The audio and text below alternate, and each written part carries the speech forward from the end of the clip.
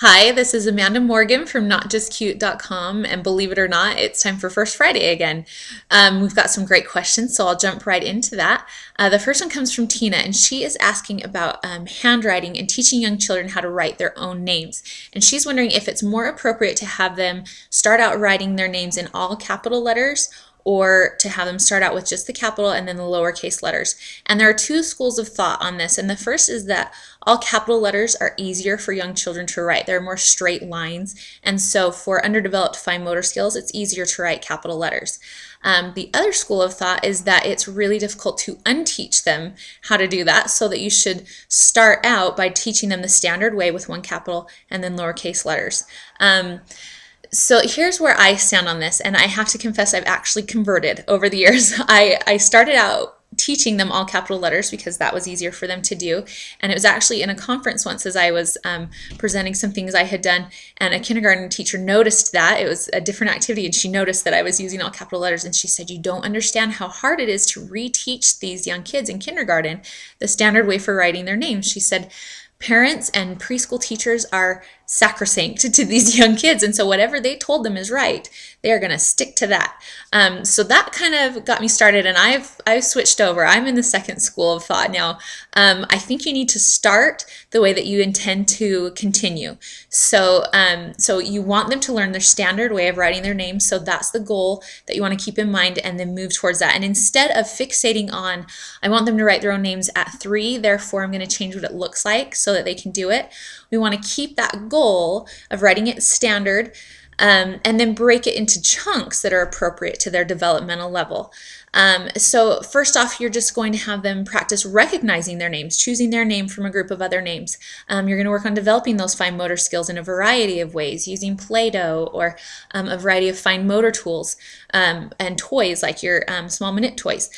So you're going to build along those ways, and then they're going to start with their capital letters and just work on making that very first letter, and then maybe they can start adding some of the others, and they'll start with some maybe tracing and you holding their hands and guiding. So there's different ways to break up the goal into developmental pieces.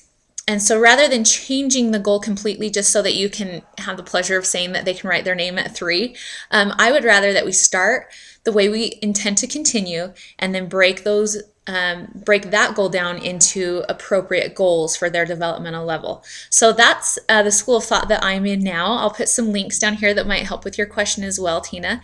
And then anyone else that wants to comment on that topic, I'd like to hear other people's perspectives on that. Do you teach young children to write their name the standard way from the beginning, or do you start with all capital letters because that's easier? Just like to hear what you think about that. The next question comes from Leah, and she works in a childcare facility, and she has a 3-year-old that's having issues with hitting, and that's a pretty common complaint. But she says it's happening too much. And as she's observing the situation and kind of trying to take everything into consideration, one thing she notices is that this 3-year-old also has a 2-year-old sibling and another one on the way, and so she feels like, it's probably an attention-getting behavior, and that may be part of what's causing it. So I think that's a good place to start, Leah. I think you can really help the situation by being really proactive and giving him positive attention. So as soon as he comes in the door, get right to his level and welcome him, telling him you're so glad to see him, talk to him about something he's interested in or something he's wearing or brought with him that day. And just find times in the day to make positive comments to him, or to invite him to come sit on your lap and share a story together, whatever it might be, to have that positive connection and give him that positive attention, I think will help out. I think also when we're talking about hitting in young children, and especially in 3-year-olds, it's really important to look at what's happening in the situation where the hitting occurs. For 3-year-olds, for young children in general, they're still building those language skills and social skills to help them navigate these social situations, especially when they're in groups of other children that aren't going to compensate for them. And so if we're just fixated on this punishment mindset, we see them hitting and we have 0 tolerance, so we pull them from the situation, give them a timeout, they serve their time, and we send them back.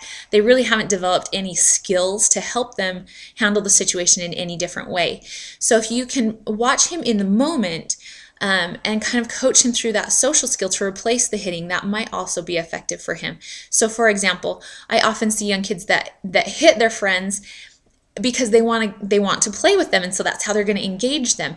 And so I would get right up to those kids, put my arm around them, kind of bring their arms in and say, did you want to play with him? And it's surprising how often they'll say, yeah, I did.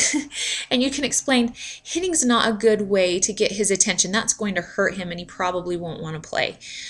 Instead, you could tap him on the shoulder softly like this, or you could say his name, and when he's looking at you, say, can I play with you? Walk them through that social situation, help them out in that situation, and also in the large group situation, because if you have all 3-year-olds, they probably all need help with these kinds of social skills. Another common time that I see it is when another child's in their way. So they just slug them because that gets them to move. So same thing, get right up there and say, was she in your way? Hitting's not an okay way to handle that. You need to say, excuse me, you're in my way, or excuse me, I can't see. Give them a script and kind of keep that same script every time. So if you're seeing that it's always when someone's in his way, that he uses those same words so that it helps it become more habitual for him to replace that impulse with those words. There's just a variety of situations where children are using hitting instead of words because it's just easier, and they're still developing the vocabulary and the social skills, as well as the impulse control. So coaching them through those social situations, finding opportunities to teach it in a whole group setting with puppets or with role playing or with stories and discussions, to help them realize the better ways to use those social skills, to use their words, to give them those scripts. That will help him and other children in your class to use words instead of hitting to help express what it is that they need.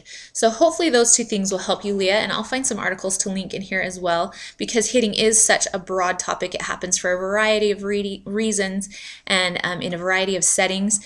So we'll put some other resources there to help with that.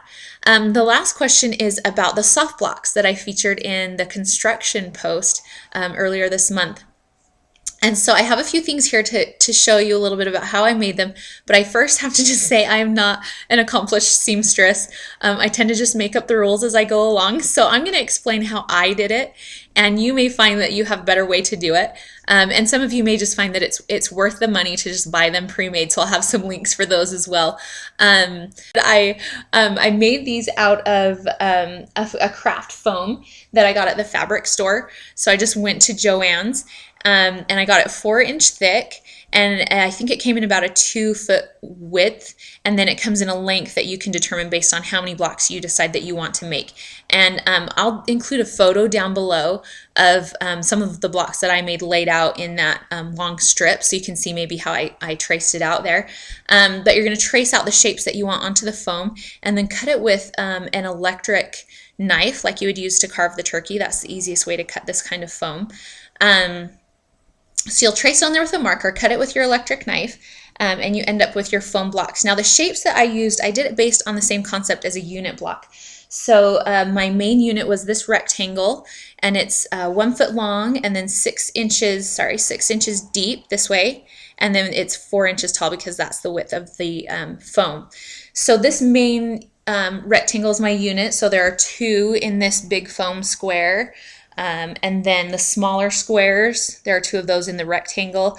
And then I did some triangles where there are 2 into the square. Did also some triangles that are 2 to the rectangle. So you'll see some of those in the picture below. But trace out how you want to do your shapes and then cut those out with the electric knife. And then I covered mine with a cotton fabric. So I cut it out, so you take each face of it. It's like covering a cushion. I'll put some links to some instructions on how to cover cushions, like a bench cushion that you might find in a home decorating blog or something. It would be a similar process to cover these. So you cut it out the same measurements as each face, but adding 1/2 inch to each one to compensate for that seam allowance. Then I sewed mine together. I have this cover that I actually took off to wash. So I sewed it all together using a serger because that makes a more finished edge. It makes it a little bit more durable in that seam. So you sew those all together like a cushion, then turn it right side out again, and you leave the one side open so that you can get your cushion in. So then you squeeze that foam piece into your covering and use a whip stitch or a stitch in the ditch to finish up that seam and to close up your soft block. And so so that's kind of just the quick explanation of how I did those. Now, this did take a lot of time. I did this when I just had one child and he was a toddler taking long naps, and I had all that time to myself. And it still took quite a while for me to get these done. But at the same time, it's been well worth it. We've gotten a lot of use out of these. You can use them in so many different ways, and the kids always have a lot of fun with them.